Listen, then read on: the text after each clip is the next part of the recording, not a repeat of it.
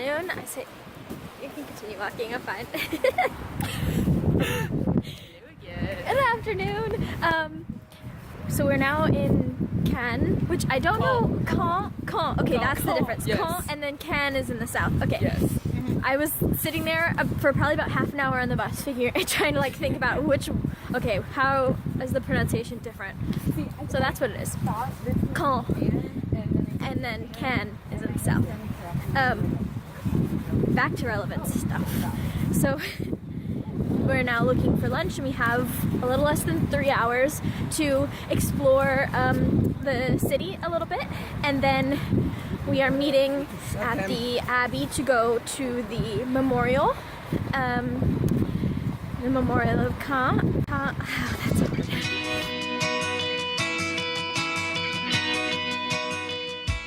Lunch, and now we're going up to the castle.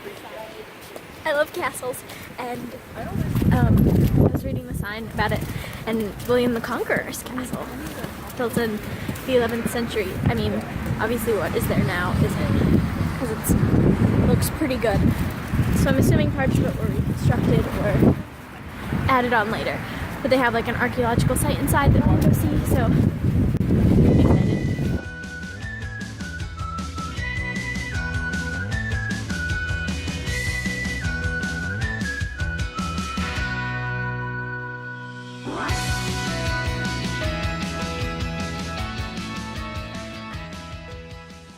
The Normandy Museum. The first room is like all like prehistoric things. So there's like tools and stuff. You can't see them because the displays are all lit up. But it's pretty cool so far. It's just insane to me how far back this history goes. Like they could literally start in this region with like the prehistoric man, and then like, you know, the Roman Empire and stuff that are like the invasion of the Roman Empire of the Gauls who were already here, and like that's just insane to me. Like you don't really get that in the US. I mean, you know, with some of the Native American tribes and stuff, you can go back a lot further in the history, but it's just like this continuation of like these different cultures that are like still here today, and like they developed into the dominant culture, and like I don't know, it's just insane. It's just insane. This room is dedicated to famous lace making from the region, which is just gorgeous. And then over here are traditional regional costumes, and up there is traditional like headdresses, hairstyles. Traditional candle making in the region. So apparently, up until like 1920, only rich women in Normandy would marry in like white dresses. So like a dress like this in all black, in the style of whatever town the girl was from, would be her wedding dress, and then she would use it throughout her life for different parties and until her own death, and like she'd be buried in it. This is the remaining parts of the chateau. Can't really see it very well, but there's like the wall, and then this was the donjon, which is the biggest tower of a castle, and usually it had the dungeon in it, which is where we would get our word dungeon from. The castle is more than 900 years old, and the dungeon was built a little after that, but it was destroyed, as most things were around here, you know, during the Revolution. And the inside is like an actual archaeological site, which you can see from this side. Yay! So I don't know, it says they're restoring it, so I don't know if they're gonna like rebuild it or just like, I don't know what they're planning on doing, but that's gonna be really cool. That is so cool. I love castles, and I love that there are castles here that are like still in great shape, and that there are even some that are in ruins, and I think like the combination of both of them in the country is I love it.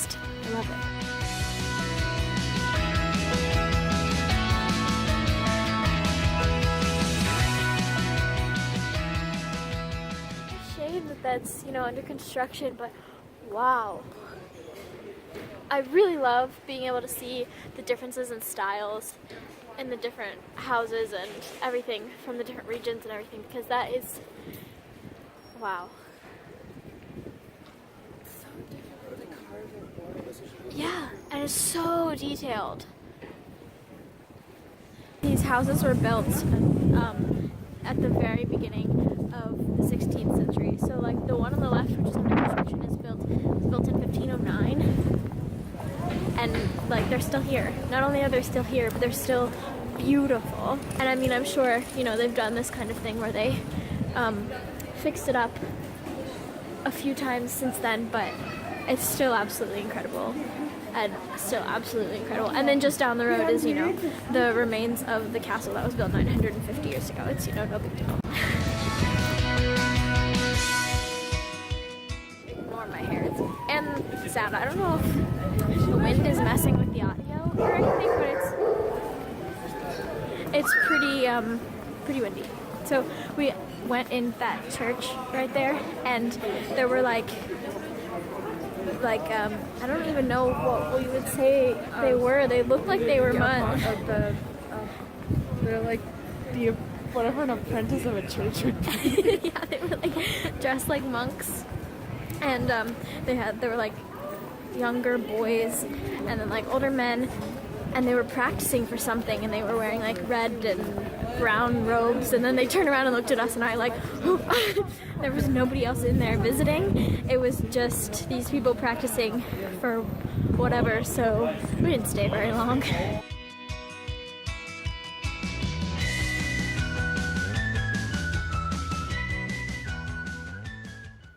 don't know what this building is or who that guy is that was born here, but it's really cool with all the different what are those called, crests up there.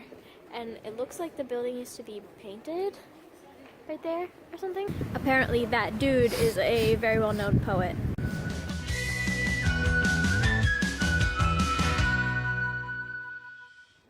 I am still always in awe over the style of these huge churches, and it's just insane.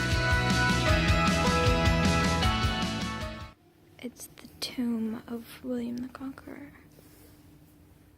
I never put it together today. That Caen was like French. Same. I didn't either.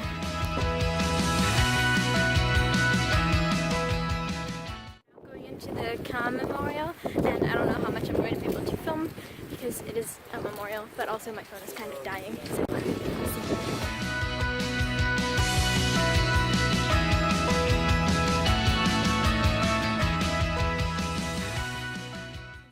Part behind me is about like resistance, like little acts of resistance that like the French did against German occupation, and one of them is like the three, I think, some people in Nantes killed the German commandant that was there, and it doesn't say this here, but I know this from the Nantes History Museum and just from like being around there. As revenge, Germans said that if people didn't confess, like if the people who did it didn't come forward, they were going to take 50 hostages, and they did. So they took 50 hostages and they killed them all, and they're just random innocent people.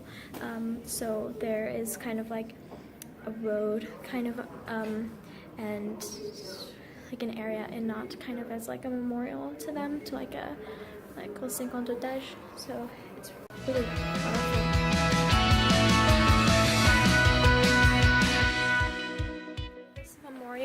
Is built like on top of an actual German bunker that was used during World War II. So it's right in there, and I just walked through it.